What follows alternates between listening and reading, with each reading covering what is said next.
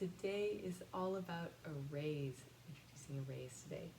An array is an index structure that holds multiple values of the same type.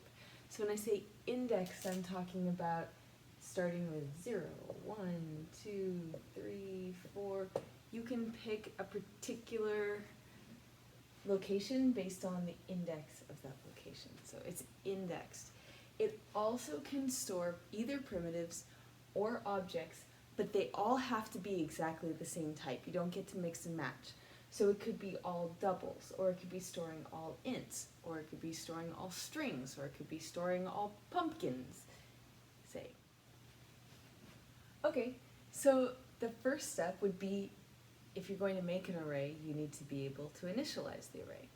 So we're going to talk about initializing for a second. There are two ways to initialize an array. Two. In one of them, you set the values right away. So you give the type of the array, and you put the square brackets. There's no space here. So type of the array and square brackets.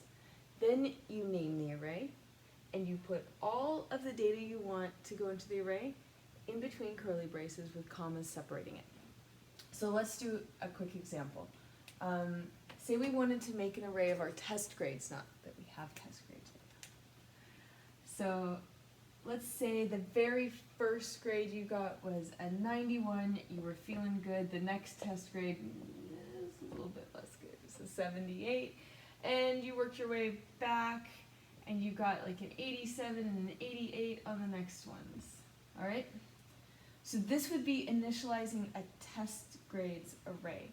So off in memory, it would create a block to hold a bunch of integers, 4 of them here. And let's fill it up. And it would also create a spot in memory that it would name test grades that holds the memory address of this very first place where the first data is stored. Okay? So this is the variable test grades is holding the memory address of where the array starts in memory. Okay, so that's the first way that you can initialize an array, if you already know what goes into it. But you don't always know exactly what's going to go into your array, right? You may know what type it is, but you may not know exactly what numbers or what words will go in there. So there's another way to initialize them, all right? So string array named test names, right? So we can have either primitives or we can have objects in an array. So you can make a string array of test names. It's got basics, string methods, arrays, and objects as the chapters, and they go into this array. We name it test names. So test names has a value of the start of this one, right? So it's sort of like a pointer to this. All right, so that's the way we talked about before when you already know what's in there. But say you didn't know what was in there, right? Here's the other way. So you can take your type, like string array test names. I'll do that here. String array test names. But this time, instead of telling it exactly what goes in, I'm going to make a new string array. Right?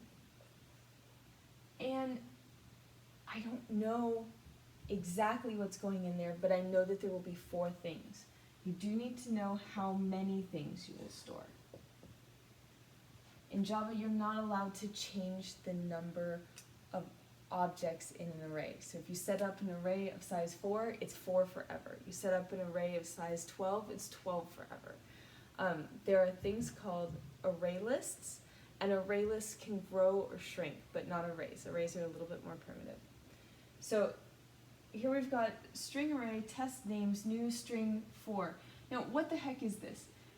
In here, you put the number of elements. Each of these is called an element. So you're initializing values to 0 or to its equivalent. So for Booleans, that would be initializing to false. So if you don't say what it is, it's going to fill it up with false, or it'll fill it up with zeros if it's an int, 0.0 if it's a double. For strings, I can't remember if it fills it up with empty strings or it fills it up with null. Most objects it'll fill it up with null. Here's the thing, don't trust a default. As soon as you can, you need to replace the things that are in there, because different languages default to different things. And not just with these, but anywhere that you find you've declared a variable but you don't say what its value is. As programmers work with more and more languages, they don't necessarily remember, if you work with like 5 languages on a regular basis, which language has a default to like true and which has a default to false, which has a default to an empty string and which one has a default to null, which would be pointing at nothing. You don't want to leave it up to the programmer's memory as they're reading through your code. That's not useful to anyone. It's just a waste of somebody else's time. So don't do that. Always fill it in as soon as you can, or say what it is if you have an option. So here we've created this, it's empty, but we can actually fill it up by, here's the name of the variable, right? Test names. And here I'm going to access a single location. So I give the index of the spot I want to talk about. So spot 0, right? 0, 1, 2. So spot 0 should get the string basics. So if this were all empty, like I made a brand new one right here, this line of code says, hey, put the word basics there. And it goes. Now the rest of it is all empty.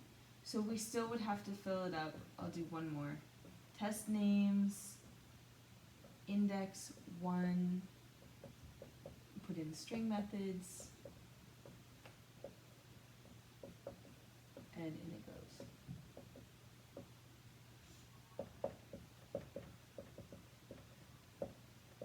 All right.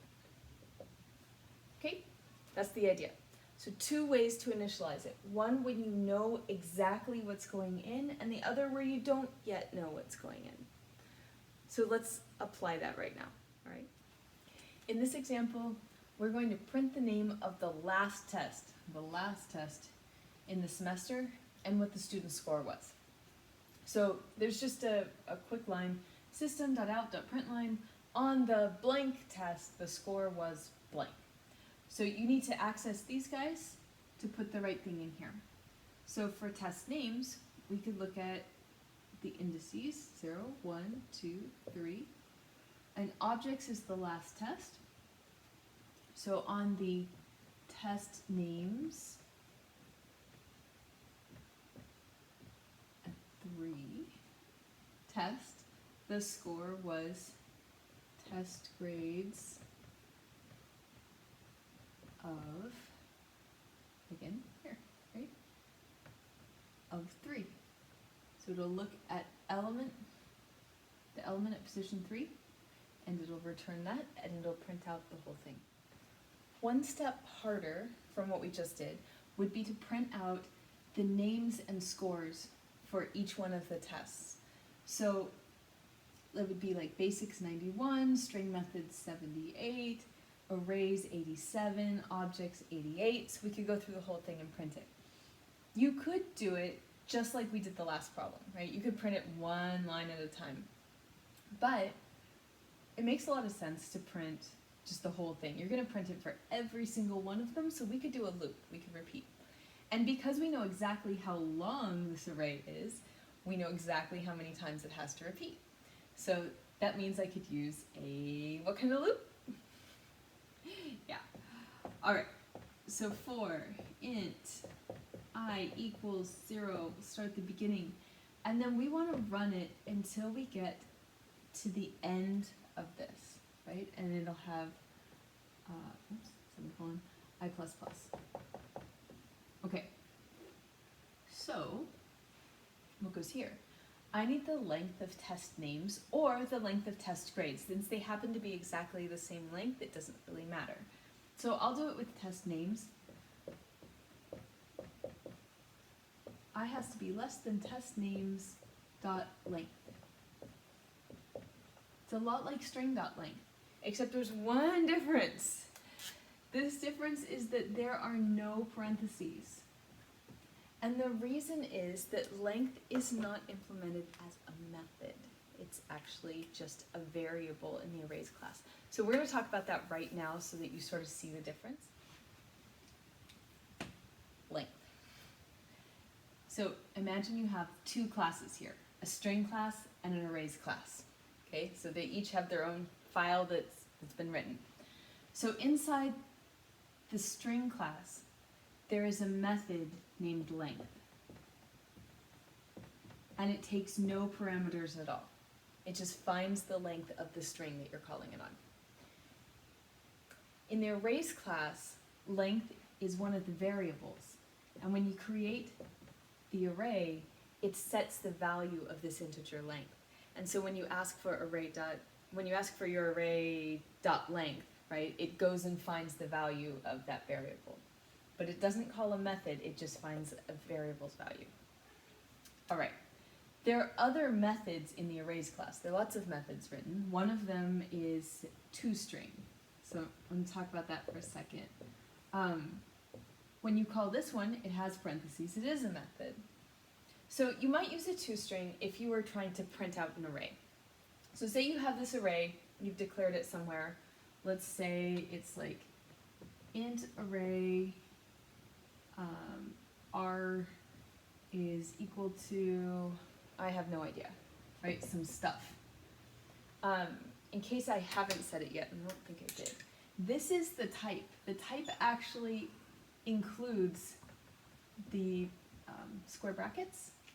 So if you need to use, like for a method, you need to return something and you need a return type, that return type is int array.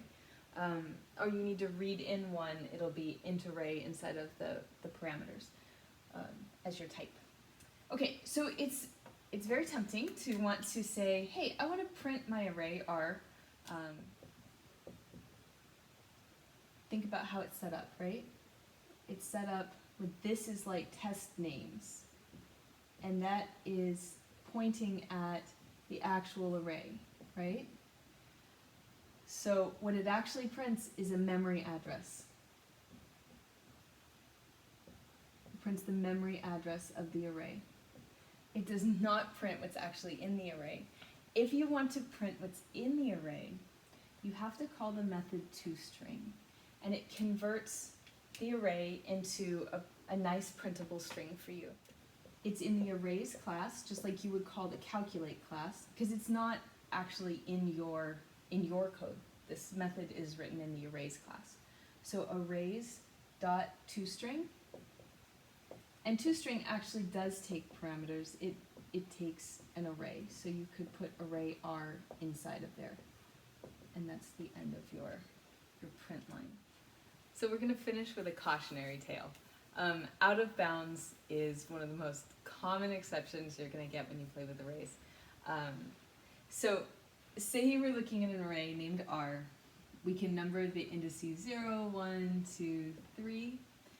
This is an array whose length is 4 long, right? Length equals 4. All right.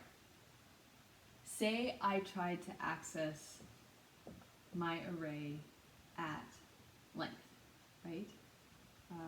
r.length. And I said, hey, what's at r.length? Because length is 4, that's this spot, and it doesn't exist, and you're going to get an array out of bounds exception, or an index out of bounds exception. You just have to be very careful not to go off the ends of your array. You want to watch out for that in for loops. So when you run your for loop from 0 to the length of your array, make sure it's a less than, not a less than or equal to. There'll be times when you're like looking for the last thing in an array. You want to look at not array.length, but array.length minus 1 to give you the very last element.